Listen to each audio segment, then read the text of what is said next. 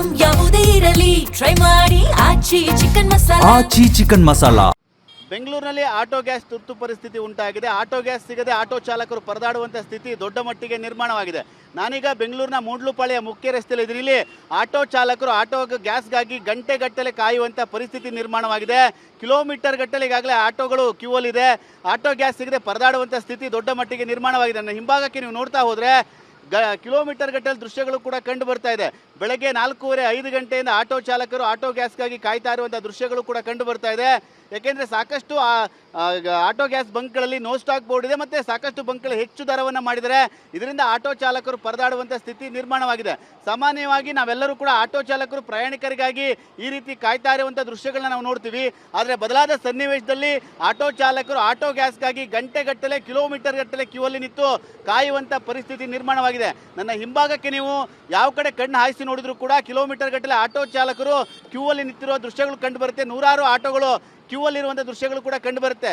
ಬೆಳಗ್ಗೆ 4:30-5 ಗಂಟೆಯಿಂದ ಆಟೋ ಗ್ಯಾಸ್ಗಾಗಿ ಕಾಯ್ದರೂ ಕೂಡ ಆಟೋ ಗ್ಯಾಸ್ ಸಿಗ್ತಾ ಇಲ್ಲ. ಸಿಕ್ಕಿದ್ರೂ ಕೂಡ ಸಣ್ಣ ಪ್ರಮಾಣದಲ್ಲಿ ಆಟೋ ಗ್ಯಾಸ್ ಸಿಗ್ತಾ ಇದೆ. ಇದರಿಂದ ಆಟೋ ಚಾಲಕರಿಗೆ ಸಾಕಷ್ಟು ಸಮಸ್ಯೆ ಆಗ್ತಿದೆ ಅಂತೇಳಿ ಆಟೋ ಚಾಲಕರು TV9 ಬಳಿ ಸಾಕಷ್ಟು ನೋವು ಮತ್ತು ಸರ್ಕಾರದ ವಿರುದ್ಧ ಆಕ್ರೋಶವನ್ನು ಕೂಡ ವ್ಯಕ್ತಪಡಿಸಿರುವಂಥದ್ದು. ಈಗಾಗಲೇ ಕೇಂದ್ರ ಸರ್ಕಾರ, ರಾಜ್ಯ ಸರ್ಕಾರ ಯಾವುದೇ ರೀತಿಯಾಗಿ ಆಟೋ ಗ್ಯಾಸ್ನ ಅಭಾವ ಇಲ್ಲ, ತೊಂದರೆ ಇಲ್ಲ ಅಂತ ಹೇಳಿದರೂ ಕೂಡ ಇಷ್ಟರ ಮಟ್ಟಿಗೆ ಆಟೋ ಗ್ಯಾಸ್ನ ಸಮಸ್ಯೆ ಆಗಿದೆ. ಇದಕ್ಕೆ ಯಾರು ಹೊಣೆ? ನಾವು ಜೀವನವನ್ನು ಹೇಗೆ ಸಾಗಿಸಬೇಕು?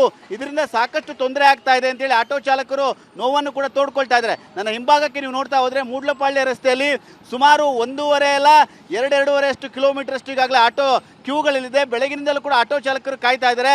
ಇಷ್ಟೆಲ್ಲ ಕ್ಯೂ ಅಲ್ಲಿ ನಿಂತ್ಕೊಂಡು ಗಂಟೆಗಟ್ಟಲೆ ಕಾಯ್ದರೂ ಕೂಡ ಆಟೋ ಗ್ಯಾಸ್ ಸಿಗುತ್ತೆ ಅನ್ನೋ ಒಂದು ವಿಶ್ವಾಸ ಇಲ್ಲ. ಯಾಕೆಂದರೆ ಆಟೋ ಗ್ಯಾಸು ಸ್ವಲ್ಪ ಹೊತ್ತಿನಲ್ಲಿ ನೋ ಸ್ಟಾಕ್ ಬೋರ್ಡ್ ಆಗ್ಬೋದು ಮತ್ತು ಹೆಚ್ಚಿನ ಹಣವನ್ನು ಕೂಡ ಕೇಳ್ಬೋದು. ಇದರಿಂದ ಸಾಕಷ್ಟು ಸಮಸ್ಯೆ ಆಗುತ್ತೆ. ಈಗಾಗಲೇ ಸಾಕಷ್ಟು ಬೆಂಗಳೂರಿನ ಆಟೋ ಗ್ಯಾಸ್ ಬಂಕ್ಗಳಲ್ಲಿ ಇದೇ ರೀತಿಯಾದ ಪರಿಸ್ಥಿತಿ ನಿರ್ಮಾಣವಾಗಿದೆ.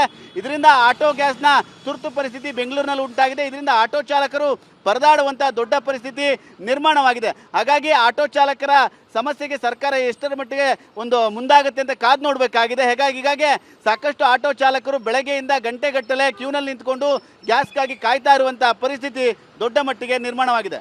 ಕ್ಯಾಮ್ರಾಮನ್ ಸೈಯದ್ ಜೊತೆ ಸುನಿಲ್, TV9 ಬೆಂಗಳೂರು.